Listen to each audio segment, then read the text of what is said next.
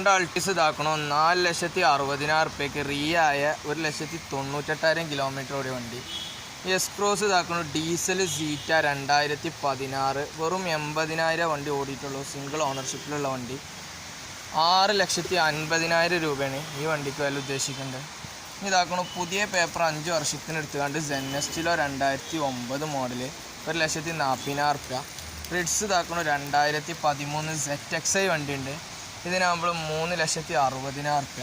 ഇനി റിഡ്സ് ഇതാക്കണോ 2009 വണ്ടി 2,20,000 റുപ്യക്ക്. ഇവിടെ ഇതാക്കണോ എസ് ക്രോസ് 2017 മോഡല്.